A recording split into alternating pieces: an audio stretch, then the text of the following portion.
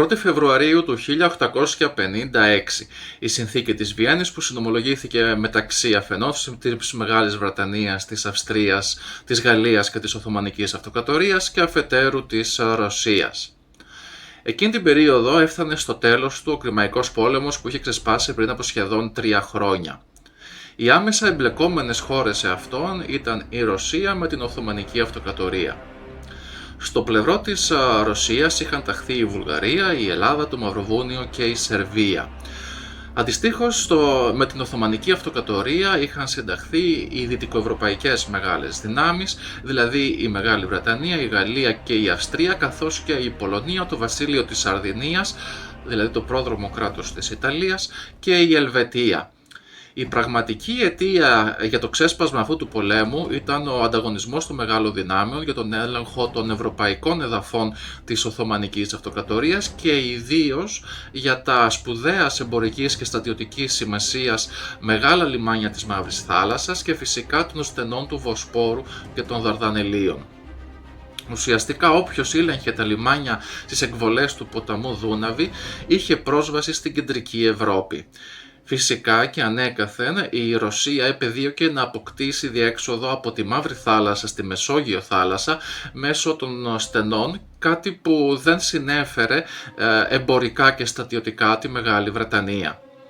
Η αφορμή για το ξέσπασμα του Κρημαϊκού πολέμου δόθηκε όταν τα ρωσικά στρατεύματα εισέβαλαν στις αυτόνομες αλλά υποτελείς των Σουλτάνο παραδουνάβιες ηγεμονίες της Μολδαβίας και της Βλαχίας τον Ιανουάριο του 1853. Η επιθετική αυτή ενέργεια της Ρωσίας ανησύχησε την Αυστρο-Ουγγαρία, η οποία φοβήθηκε το ξέσπασμα επαναστάσεων στις νότιες επαρχίες της, δηλαδή προς τη Βοσνία-Ζεγοβίνη, αλλά και την ενδεχόμενη επέκταση του πολέμου στα ανατολικά της σύνορα, δηλαδή στη Ουγγαρία. Ο σπουδαιότερος όμως λόγος που οδήγησε τις δυτικοευρωπαϊκές μεγάλες δυνάμεις να συνταχθούν με την Οθωμανική Αυτοκρατορία ήταν ο φόβος της διάλυσής της με επακόλουθο την ανεξέλεγκτη γιγάντωση της Ρωσίας. Έτσι λοιπόν οι δυτικές μεγάλες δυνάμεις υποστήριξαν το Σουλτάνο και αιτία για την πολιτική τους αυτή δεν ήταν τα φιλοτουρκικά τους αισθήματα. Στον πόλεμο αυτόν η Ελλάδα έκανε το λάθος να συνταχθεί με τη Ρωσία.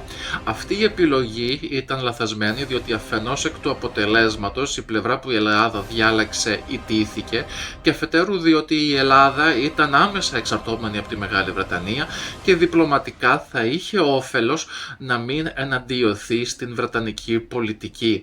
Έτσι λοιπόν η Ελλάδα, ακολουθώντας το ρωσικό άρμα, προκάλεσε τη δυσαρέσκεια αν όχι την έχθρα της Μεγάλης Βρετανίας, η οποία ήταν η μοναδική και ισχυρότερη μεγάλη δύναμη στην Ανατολική Μεσόγειο, όπου ανήκε και η Ελλάδα. Σχεδόν 3 χρόνια μετά από το ξέσπασμα του πολέμου αυτό, όλα έδειχναν πως η Ρωσία στρατιωτικά και διπλωματικά όδευε σε μία ήττα.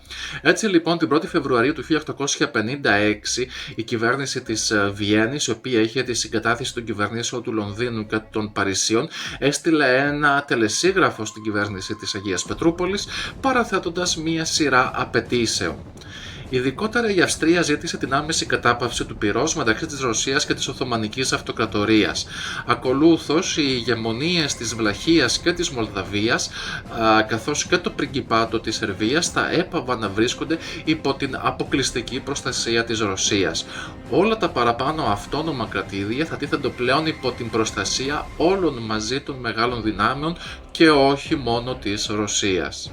Επιπροσθέτως, το τμήμα των εκβολών του Δούναβη στη Μαύρη Θάλασσα δεν θα ανήκε πλέον διοικητικά στην επαρχία της Βεσαραβίας. Η Βεσαραβία είναι ένα τμήμα της σύγχρονης νοτιοανατολικής Μολδαβίας, αλλά θα προσαρτάτω στην ηγεμονία της Μολδαβίας, ώστε με αυτόν τον τρόπο να καταστεί ελεύθερη η επικοινωνία της κεντρικής Ευρώπης με τη Μαύρη Θάλασσα και να μην ελέγχεται πλέον από τη Ρωσία όπως ίσχυε έως τότε. Μια ακόμη απέτηση της Αυστρίας από τη Ρωσία ήταν ολόκληρη η Μαύρη Θάλασσα να καταστεί ουδέτερη ζώνη. Αυτό σήμαινε πως στην ελόγω περιοχή θα απαγορευόταν τόσο στη Ρωσία όσο και στην Οθωμανική Αυτοκρατορία να κατασκευάσουν και να διατηρήσουν πολεμικό στόλο. Μόνο οι χερσαίες αμυντικές οχυρώσεις θα διατηρούνταν στα παράλια της Μαύρης Θάλασσας για την προστασία της ουδετερότητας. Ένας ακόμη όρος που τέθηκε στη Ρωσία ήταν να πάυσει να έχει το δικαίωμα του χαρακτηρισμού της προστάτηδας δύναμης των χριστιανών της Οθωμανικής Αυτοκρατορίας. Η Ρωσία είχε υιοθετήσει αυτόν τον χαρακτηρισμό από το 1774, όπως αυτός είχε διατυπωθεί ρητά στη συνθήκη του Κιουτσούκα-Εναρτζή. Με τη συνθήκη του Κιουτσούκα-Εναρτζή είχε λήξει ο έκτος Ρωσοτουρκικός πόλεμος, με τον οποίο η Ρωσία είχε αποκτήσει μεταξύ άλλων τα εδάφη της Κριμαίας και της Βεσαραβίας. Πλέον όμως η προστασία των χριστιανικών πληθυσμών της Οθωμανικής Αυτοκρατορίας θα ήταν ένα ζήτημα για το οποίο θα μεριμνούσαν από κοινού όλες μαζί οι μεγάλες δυνάμεις. Ωστόσο, η περίφημη φράση περί προστασίας των χριστιανικών πληθυσμών ήταν η αφορμή. Ουσιαστικά όλες οι μεγάλες δυνάμεις, Αγγλογάλοι και Ρώσοι, με αυτή τη φράση εννοούσαν τις λεγόμενες ζώνες επιρροής, τη δημιουργία δηλαδή ζωνών επιρροής με πρόσχημα τη θρησκεία, μια ορολογία που καθιέρωσε η Ρωσία το 1774. 2 μήνες μετά από το τελεσίγραφο της Βιέννης, στις 30 Μαρτίου του 1956, ο Κρημαϊκός πόλεμος, που ήταν ο 11ος κατά σειρά πόλεμος μεταξύ της Ρωσίας και της Οθωμανικής Αυτοκρατορίας, έληξε με τη συνθήκη των Παρισίων. Η Ρωσία ήταν η ηττημένη δύναμη και αναγκάστηκε να αποδεχθεί σχεδόν τους περισσότερους όρους του τελεσίγραφου της 1ης Φεβρουαρίου. Όμως οι όροι αυτοί ήταν πολύ ταπεινωτικοί για τη Ρωσία, οπότε τα επόμενα χρόνια αυτή θα προσπαθούσε να ανασυγκροτηθεί για να τους αλλάξει. Οι παραπάνω όροι όμως ήταν και η αφορμή για την εφαρμογή της πολιτικής του πανσλαβισμού, δηλαδή ο προσετερισμός από τη Ρωσία όλων των Σλάβων των Βαλκανίων και γενικότερα των χριστιανών Ορθοδόξων της Βαλκανικής Χερσονήσου, ούτως ώστε η Ρωσία να αποκτήσει άμεσα ή έμεσα πρόσβαση στη Μεσόγειο θάλασσα. Έτσι λοιπόν, σχεδόν 2 δεκαετίες αργότερα, ξέσπασε ο 12ος και τελευταίος Ρωσοτουρκικός πόλεμος για την ανατροπή των παραπάνω όρων.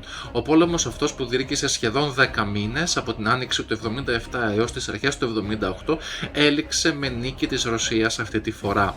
Μία από τις απόρριές του ήταν η δημιουργία της Μεγάλης Βουλγαρίας, που όμως η απόφαση αυτή ανατράπηκε σχεδόν 3 μήνες αργότερα στο Βερολίνο, οπότε συστάθηκε το πριγκιπάτο της Βουλγαρίας, που ήταν αρκετά μικρότερο εδαφικά, καθώς και το αυτόνομο διοικητικά κρατήδιο της Ανατολικής Ρωμυλίας. Επιπλέον τότε ξεκίνησε και η Βρετανική κατοχή της Κύπρου, που οι Οθωμανοί ουσιαστικά παραχώρησαν στους Βρετανούς την Κύπρο λόγω της υποστήριξης που είχαν από την Βρετανική κυβέρνηση κατά τη διάρκεια του πολέμου του